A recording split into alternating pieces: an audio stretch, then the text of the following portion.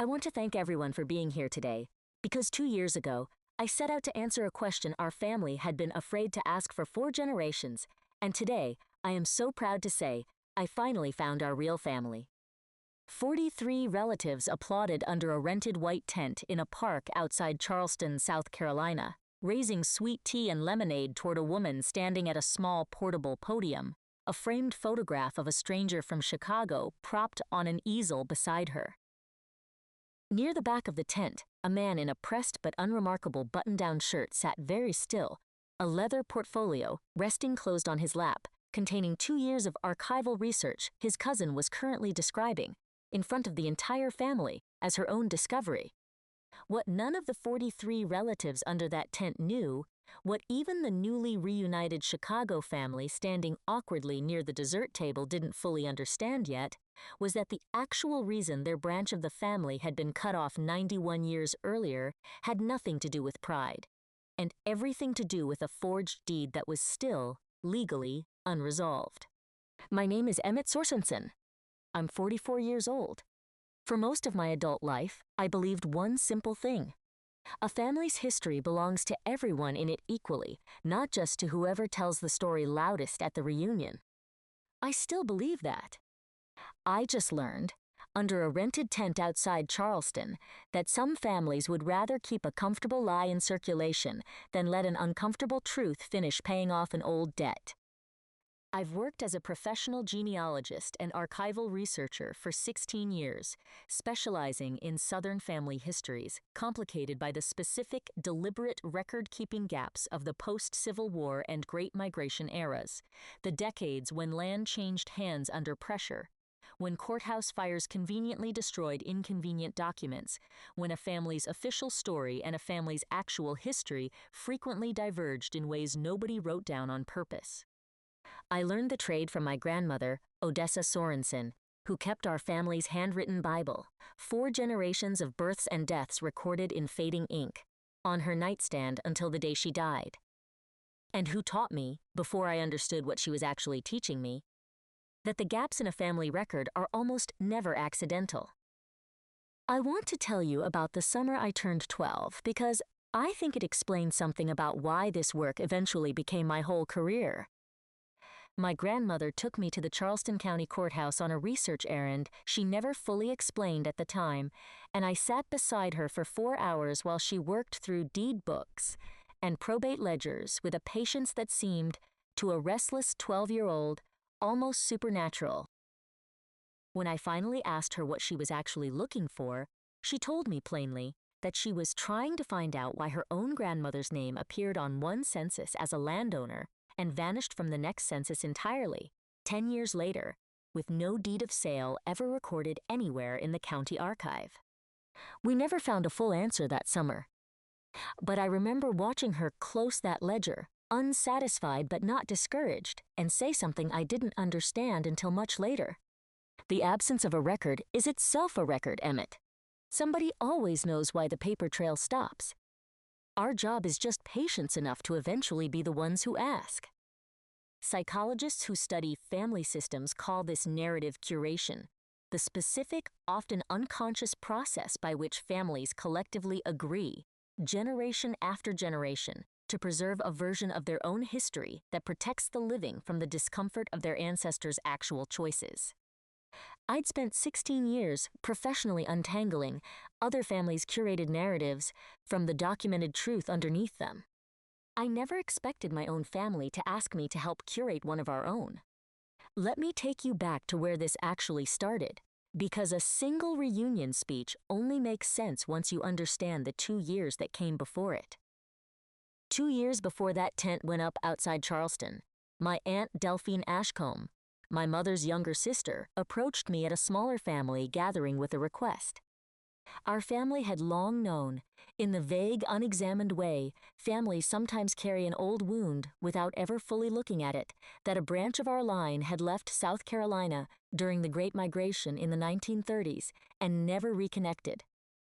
The family story, repeated at enough Thanksgivings to calcify into something nobody questioned, held that my great-great-grandfather's younger brother, a man named Cassius Sorensen, had simply grown too proud to stay in touch once he'd made a new life up north, embarrassed. The story went, by the poverty he'd left behind. Delphine wanted me to research it properly, formally, for a family history book she was planning to compile and eventually turn into a full reunion celebration. I agreed happily at the time. I want to be honest that some part of me was genuinely moved by the request. The chance to give my own family the same careful attention I'd spent 16 years giving other people's histories. What I found 4 months into that research was not a story about pride. County land records from 1931, cross-referenced against probate filings I located in the South Carolina State Archives, showed that Cassius Sorensen had inherited, jointly with my great-great-grandfather, a 40-acre parcel of farmland from their own father's estate, land that, according to the original 1931 probate filing, was to be divided equally between the two brothers.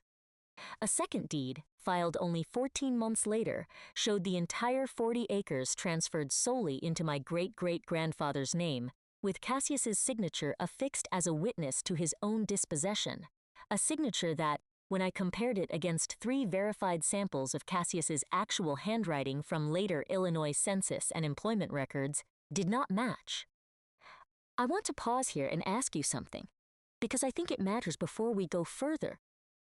If you discovered that your own family's cherished story of a relative's prideful abandonment was actually a story covering up a documented land fraud, and the people currently benefiting from that comfortable version of history asked you, gently but firmly, to keep the full truth to yourself, would you have told everyone immediately, or would you have done what I did, agreed to wait, and quietly kept building the case in case the moment for the truth ever properly arrived? Type 1 if you'd have told the whole family the moment you found the forged deed. Type 2 if you'd have waited and documented everything further first. Or tell me, has your own family ever preferred a comfortable story over an uncomfortable, better documented one? Because what happens next, under that rented tent, will make you rethink everything you just answered. I brought my findings to Delphine first, since she'd commissioned the research, sitting across her kitchen table in Mount Pleasant on a Sunday afternoon, laying out the probate filing, the forged deed, the handwriting comparison, methodically, the way I'd present findings to any client. She was quiet for a long moment, studying the documents, before she said something that has sat uneasily with me ever since. "Emmett," she said, "this changes the whole reunion." I was planning to invite Cassius's descendants, whoever we can find of them, as the emotional centerpiece, a story about a family finally healing an old wound through love and forgiveness. If the actual story is fraud and land and money, it becomes about liability and lawyers and who owes what to whom. Nobody's going to want to celebrate that at a reunion. Psychology note. What Delphine was engaging in reflects a pattern family therapists call redemptive narrative preference, the tendency to favor a story arc that ends in emotional healing over one that requires accountability, even when the accountability-based version is the one better supported by evidence. Because redemption stories are considerably easier for a group to celebrate together. She asked me directly to hold the land fraud findings privately for the time being, to let the reunion proceed as a celebration of reconnection rather than a reckoning, and to allow her to present the discovery of the Chicago branch as her own initiative, since she'd been the one to commission and fund the genealogical research in the first place. I agreed reluctantly, more out of respect for her position in the family and genuine uncertainty about how a still-living, still-connected extended family might handle a 100-year-old fraud allegation, than out of any real conviction that staying quiet was the right call. I didn't fully understand, agreeing to that request, how much the following 2 years would end up costing me to carry quietly. My grandmother's old Bible sat on my own bookshelf by then, inherited after her death 3 years earlier, and I found myself returning to it often during those 2 years, running my fingers over the fading ink of names she'd taught me to read as a child. She used to tell me, when I was young enough to think family history was just a list of dates, that a name written down carefully is a kind of promise, a commitment to remember someone accurately, not conveniently. I thought about that promise a great deal. Sitting on findings, I knew Cassius Sorensen's own descendants had a right to understand fully, not just the sanitized, redemptive version Delphine wanted to present. For the following 2 years, I did something I never fully disclosed to Delphine, though I don't believe I was technically violating our agreement. I continued, researching quietly, thoroughly, working with Dr. Beatrice Kwan, an archival historian at the College of Charleston, specializing in Reconstruction-era property law, who helped me understand the full legal weight of what I'd found. What we eventually confirmed, through 18 additional months of courthouse records, tax filings, and cross-reference probate documents, was that the 40 acres in question had never been formally, legally resolved.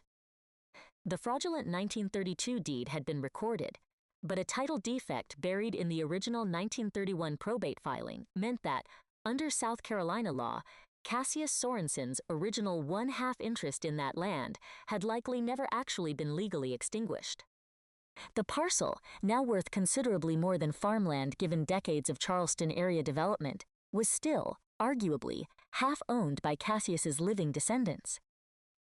I want to describe one particular afternoon in the South Carolina State Archives in more detail, because I think it captures the texture of that 2 years better than any summary could.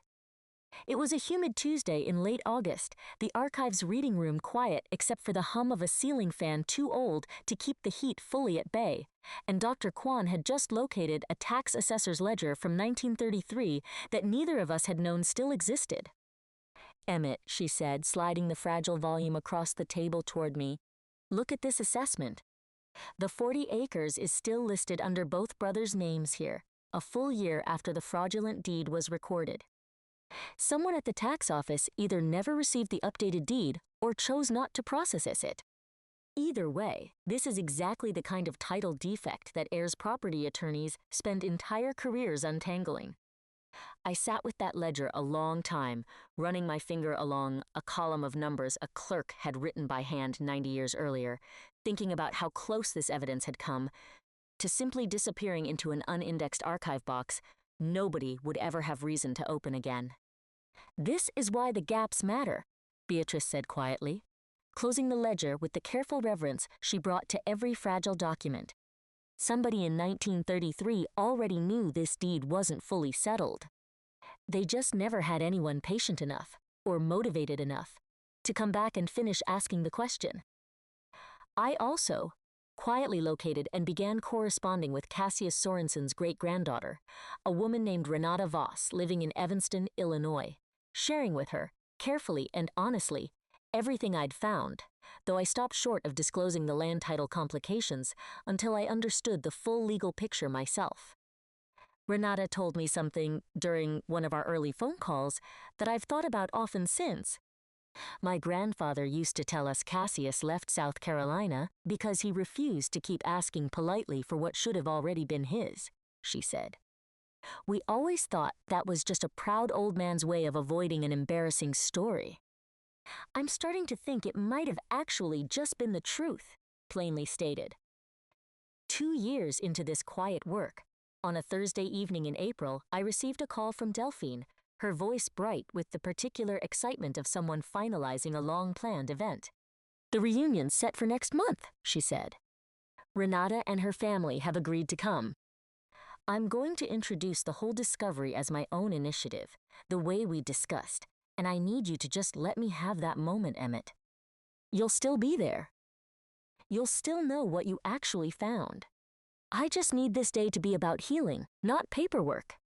Psychology note: what Delphine was requesting reflects a specific dynamic researchers call credit displacement under justified cause, where a person convinces themselves that taking sole credit for another's labor is acceptable because the resulting event serves a genuinely good purpose, a rationalization that becomes considerably harder to sustain once the underlying facts being obscured carry real financial or legal consequences for people not present in the room making that decision. I want to tell you about the day of the reunion itself, because I hadn't fully decided, driving out to that rented tent, exactly how the day was going to end. Renata Voss stood near the dessert table for most of the afternoon. Warm, gracious, clearly moved by 43 strangers, embracing her as family after 91 years of silence, and I watched her, portfolio resting on my lap, understanding that whatever I decided to do next was going to change the shape of her day considerably. Delphine's speech built toward its emotional peak exactly the way she'd rehearsed it. Culminating in that line, I finally found our real family, delivered with a catch in her voice that drew genuine tears from at least a dozen relatives under that tent. I felt the specific, quiet ache of watching 2 years of careful, exacting archival work folded into a single sentence that erased both the researcher and the reason the research had ever needed to happen in the first place. Here's a question worth sitting with for a moment.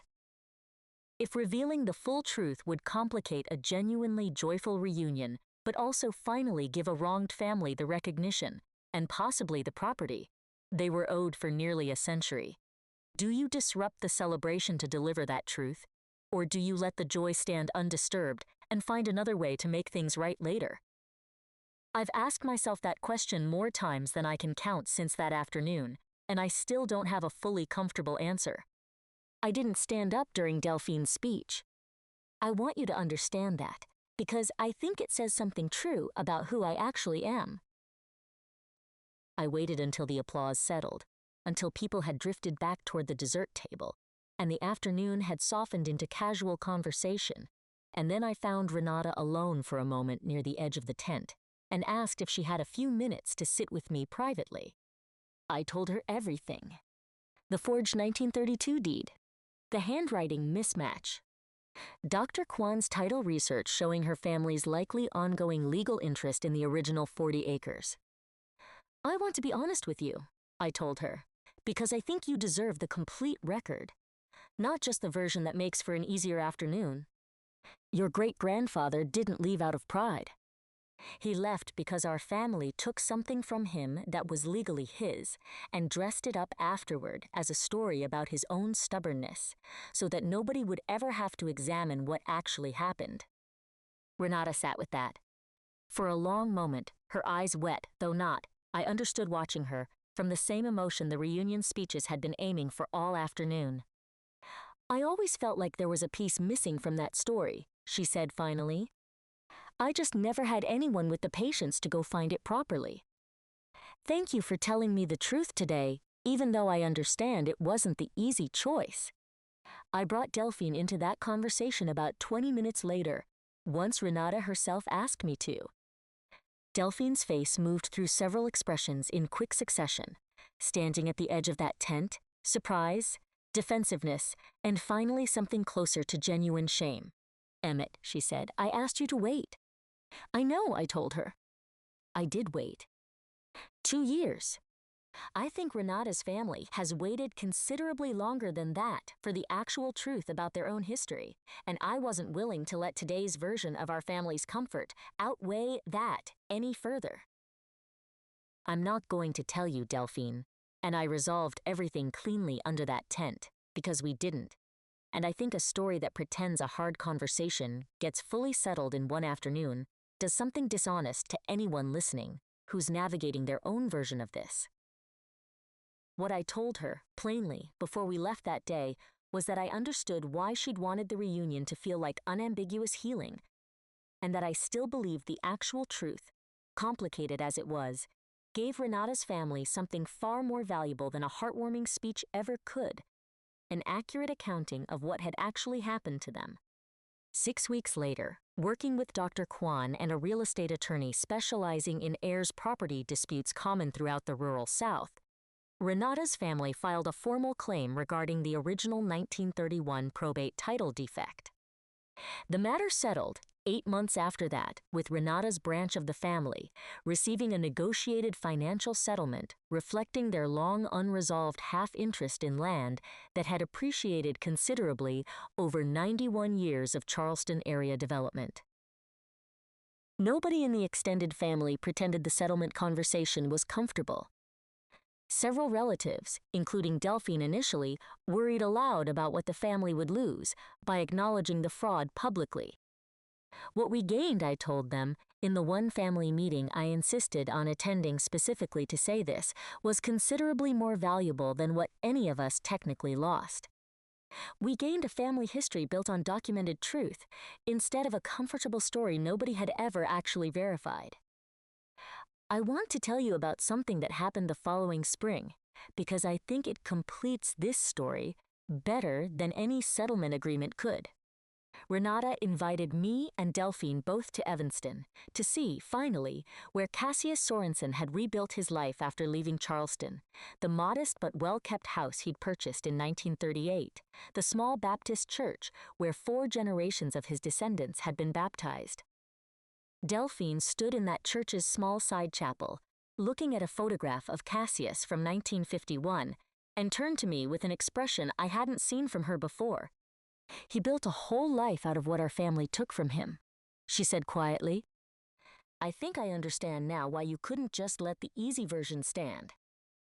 This story reminds us of something most of us already know, but rarely say out loud. A family's history isn't actually protected by the version that feels the most comfortable to tell out loud. It's protected by whoever is patient enough to keep the documented truth intact until the people it belongs to are finally ready, or finally present, to receive it accurately. Maybe you know someone like Emmett, quietly holding a truth an institution or a family member has asked you to soften. Maybe you've been asked yourself to let someone else's comfortable version of events stand, for the sake of an easier afternoon. If that's you, here's what I want you to do tonight. Not tomorrow, tonight. Find the one piece of your own family's story that you suspect has been quietly smoothed over for someone else's comfort, and write down, plainly, everything you actually know to be documented and true about it, dated, specific, without softening it toward whichever version currently feels easiest. Keep it somewhere you'll actually find again, not to disrupt anyone's next holiday gathering uninvited. Just so that when the right moment finally arrives, and it usually does eventually arrive, you'll have something accurate enough to offer the people who actually deserve to know it. That is where a family's real inheritance lives.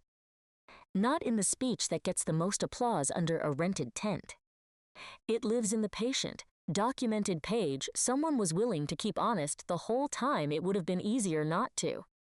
The soul of these stories comes from human experience, careful research, and the quiet discipline of people who keep family history accurate, even when nobody's crediting them for it. AI assisted only in language refinement, so that timeless lessons about truth, patience, and inherited dignity could move and resonate with viewers everywhere. Production team. Story and screenplay by Marguerite Solari. Character development and visual conceptualization by Desmond Achebe. Video scripting and scene adaptation by Isabella Kwan. A dedicated team committed to bringing this story to life.